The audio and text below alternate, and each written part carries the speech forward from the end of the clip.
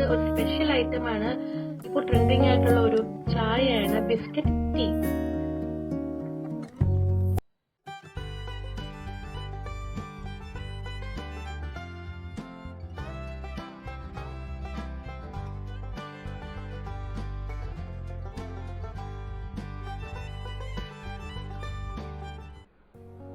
നമുക്ക് ആദ്യം ഒരു നോർമൽ ചായ ഉണ്ടാക്കാം. ഞാൻ ഒരു 2-3 പേർക്കുള്ള ചായയാണ് ഉണ്ടാക്കുന്നത്. അപ്പോൾ നിങ്ങൾക്ക് അതിനാവശ്യമായിട്ടുള്ള പാലും വെള്ളവും ചേർക്കുക. അത് തിളച്ച് വരുമ്പോഴേക്കും നമുക്ക് നമ്മുടെ ചായയുടെ കടുപ്പത്തിനനുസരിച്ചുള്ള തേയിലയും പിന്നെ നിങ്ങൾക്ക് ആവശ്യത്തിന് മധുരത്തിന് പഞ്ചസാരയും ആഡ് ചെയ്യാം. അപ്പോൾ പാൽ തിളച്ച് വന്നിട്ടുണ്ട്. അപ്പോൾ നമ്മുടെ കടുപ്പത്തിനനുസരിച്ച് നിങ്ങൾക്ക് തേയില ചേർക്കാം.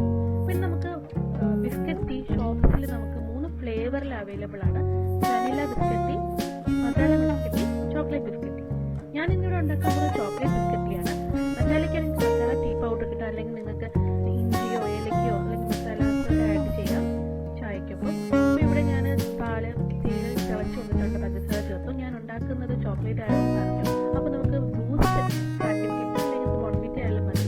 അപ്പോൾ ഇതുപോലെയുള്ള 5 രൂപയുടെ പാക്കറ്റ് എടുത്ത ശേഷം ചായ കമ്പിയുടെ ചായയിലേക്ക് ഇടുക. നിങ്ങളുടെ മധുരത്തിന് എത്ര വേണം ആവശ്യത്തിനനുസരിച്ച് നിങ്ങൾ എടുക്കുക. അപ്പോൾ ഇതുപോലെയുള്ള ബിസ്ക്കറ്റ് ടീ കപ്പ് നമുക്ക് ഷോപ്പിൽ കിട്ടും, അല്ലാതെ തന്നെ ആമസോണിലുണ്ട്. ഞാൻ അതിന്റെ ലിങ്ക് ഡിസ്ക്രിപ്ഷനിൽ ഇട്ടിട്ടുണ്ട്. നമ്മുടെ ചോക്ലേറ്റ് ടീ റെഡി ആയിട്ടുണ്ട്. നമുക്ക് ചൂടോടെ തന്നെ ബിസ്ക്കറ്റ് ടീ കപ്പിലേക്ക് ഒഴിക്കാം.